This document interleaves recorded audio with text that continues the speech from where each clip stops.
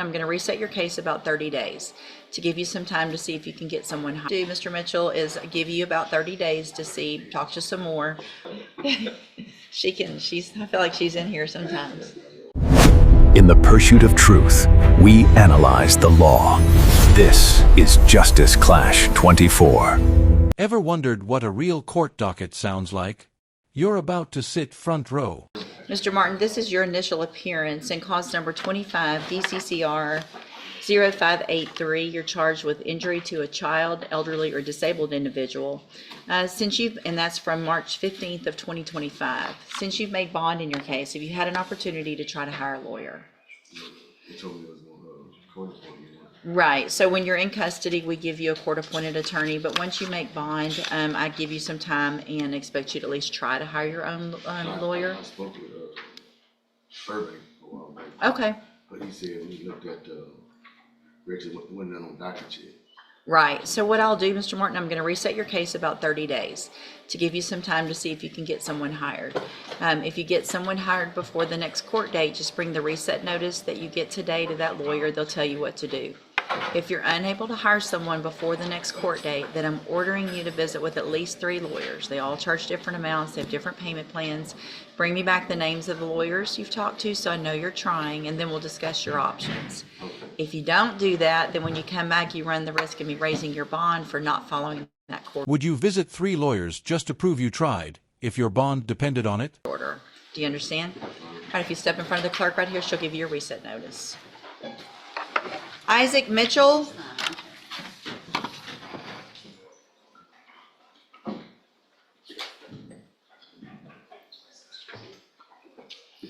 Good morning, sir. Are you Isaac Mitchell? Yes, ma'am. And Mr. Mitchell, this is your initial appearance in cause numbers 25 DCCR 0587 and 25 DCCR 0588. You're charged with aggravated assault with a deadly weapon and also assault family violence by impeding breath or circulation.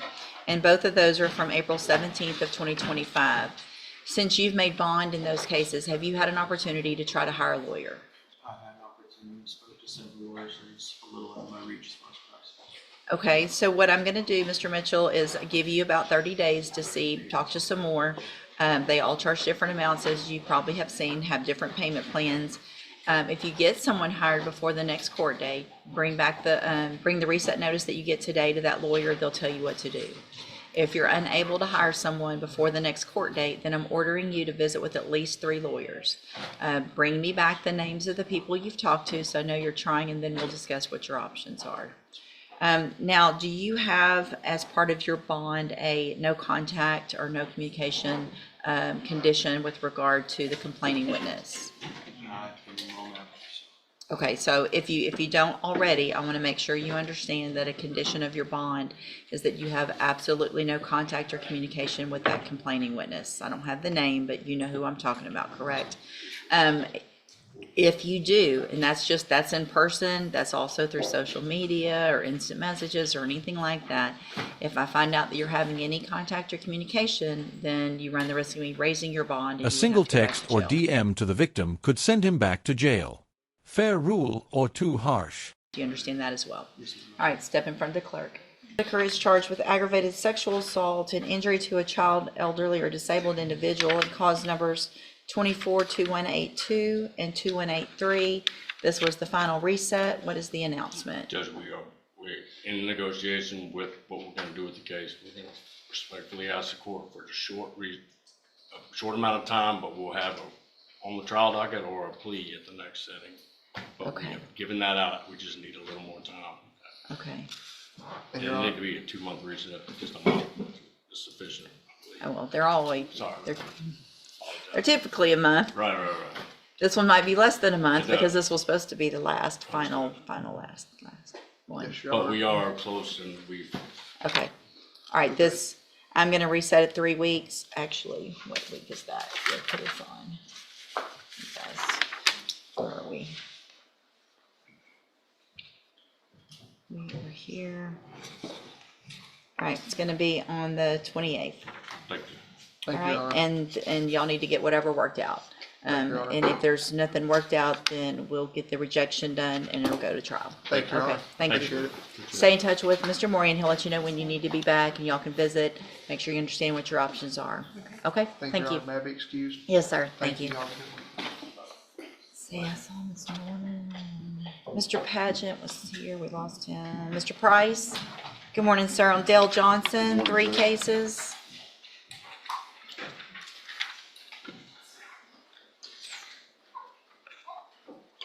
She's telling me wrong.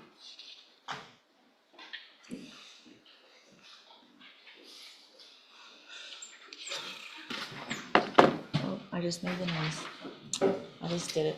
It's early.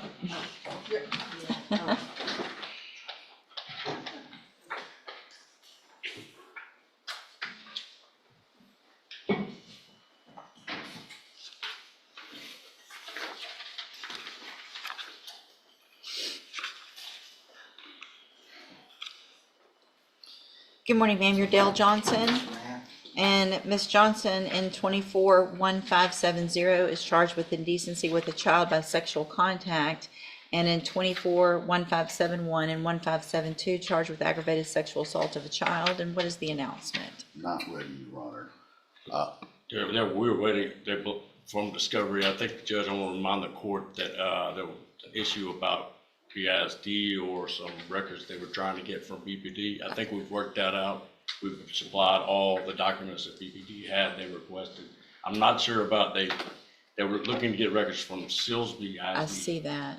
We have not yet received the records from Silsby that have been subpoenaed. We're continuing to work with those officials in Silsby ISD in our. Do you feel like they're working on it? I do feel like they're working on it.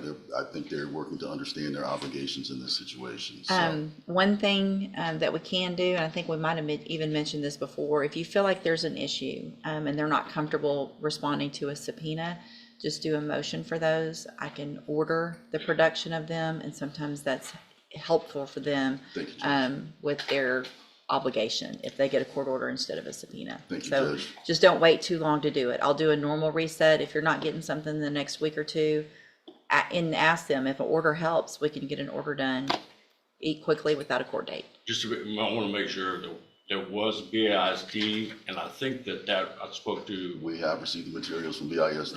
Okay. This is Silsby ISD. So Silsby's all we're waiting. Discovery delays are real. Should judges force schools to release evidence faster? That's it. Okay, if you'll make a notation of that for me, please. All right, we'll just do a normal reset and let me know if y'all need me to help out with that. Thank you, Judge. Stay in touch with Mr. Price to let you know when you need to be back. Okay, thank you. Yes, ma'am.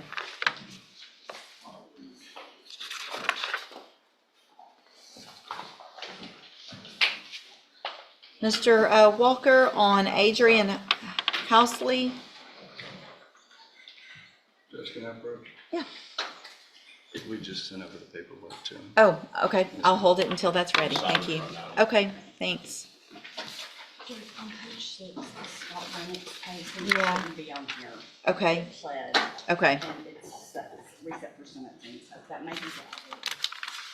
That's who you're thinking of too, besides Larry Williams. And I Yes. put that I on. think it was actually, now that you say that.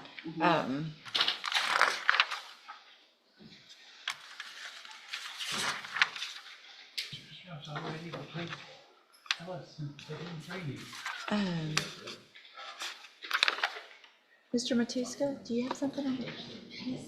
We got something on the initial docket where it had something that had been on the trial docket and it ended up on the designation docket. The bondsman has called and he's late. He's coming from Corpus. Okay. You were appointed while he was in custody? Mm-hmm. Oh, Michael Brasher bonded out. And then we put it on right. designation Okay, for, but he's supposedly on his way. okay. Obviously without a lawyer. We can just let you know how that goes if you want, or if you have other courts, you can come back in a little bit. Okay, I'll text you. okay, thanks. Mr. Gertz, you have, David Hatcher. David Hatcher, they'll put on for you.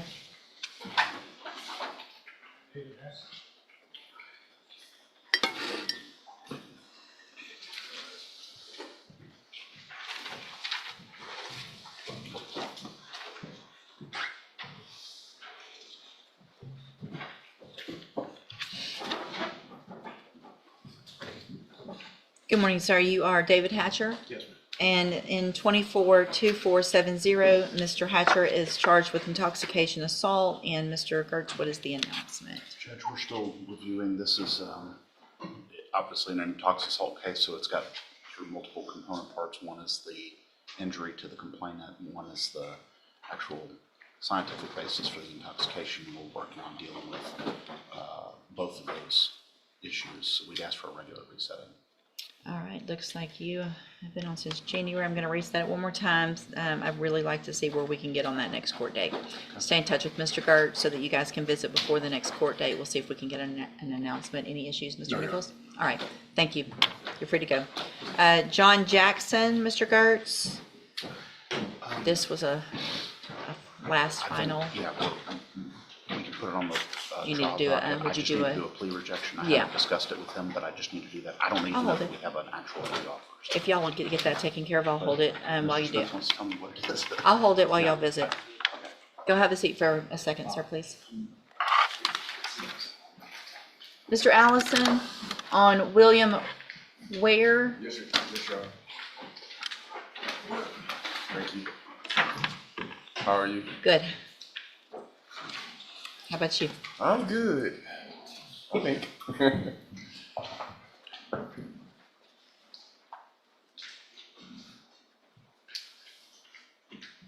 Just a second. Yes, ma'am. And sir, you William Ware the third.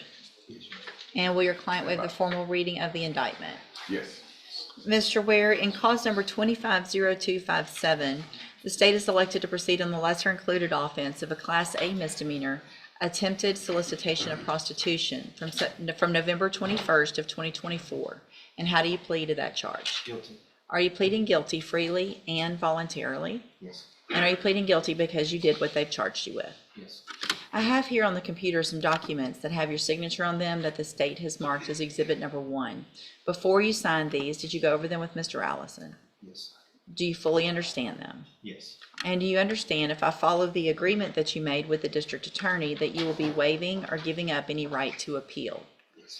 And it looks like the agreement that you've reached is for a 2-year deferred probation. There would be a $500 fine, and you would be required to follow all of the rules and conditions of probation. Is that your understanding? Yes. And are you a U.S. citizen? Yes, I am. State tenders number 1. It's admitted. Is there any evidence that Mr. Ware is not competent? He is competent, Judge. All right, sir, I'm going to find that you entered your plea of guilty freely and voluntarily, find that you're mentally competent and understand the nature and the consequences of your plea. Find sufficient evidence to find you guilty. However, I'm going to follow that agreement and defer all proceedings, place you on probation for 2 years.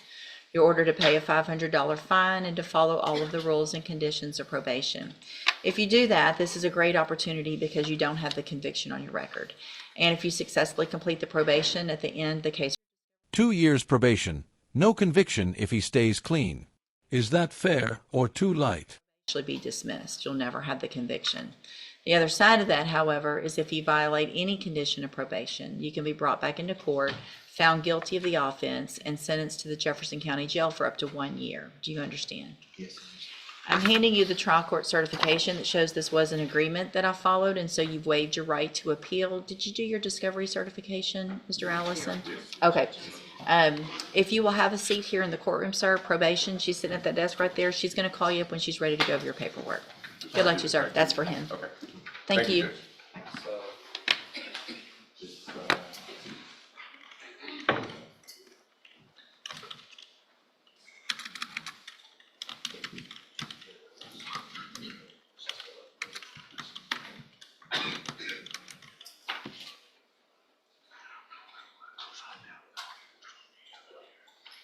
I've got Bethany, she's pregnant, and Kenny's daughter, her mom's tennis. And I have Thomas Fisher. Burbank. Who's that behind Kobe? Lewis is making. Oh, Mr. Lewis, okay. Thank you.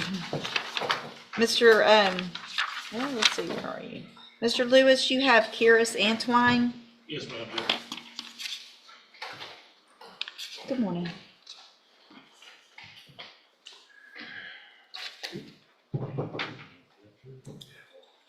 Kiris Antwine.